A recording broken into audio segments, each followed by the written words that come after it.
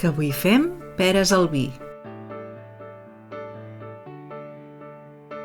És temps de peres i així està la perera de la meva mare. Emplenem el cistell i anem a la cuina. Per fer aquesta recepta les peres han de ser verdes.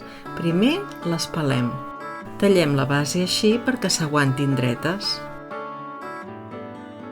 Les poseu totes dins de l'olla. Primer heu de mesurar quantes us hi caben a l'olla. Jo n'he posat 12 perquè són petitetes i en total feien 1 quilo. Hi posarem el sucre, la branca de canyella, la pell de taronja i de llimona.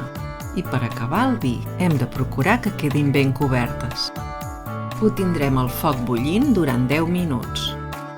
Ara tapem l'olla, la netegem i la introduïm dins la CCM. Ho deixarem durant 2 hores. Traiem l'olla i comprovem si estan cuites. Si es clava amb facilitat és que ja estan, però això depèn del gust de cadascú. Ara traiem les peres i les deixarem refredar. Es poden menjar tèbies o fredes de la nevera amb gelat de vainilla, que hi queda molt bo. Jo he utilitzat un vi del Penedès, però podeu posar el que més us agradi. El vi de l'olla el posarem al foc i el reduirem a la meitat. Si us agradés més dolç, li podeu afegir sucre. Ara que fa calor ho emplatarem ben fresquet. Hi posem 3 peres que poden ser senceres o tallades així i un gelat de vainilla que hi queda de meravella. Per acabar, un rajolí de reducció de vi.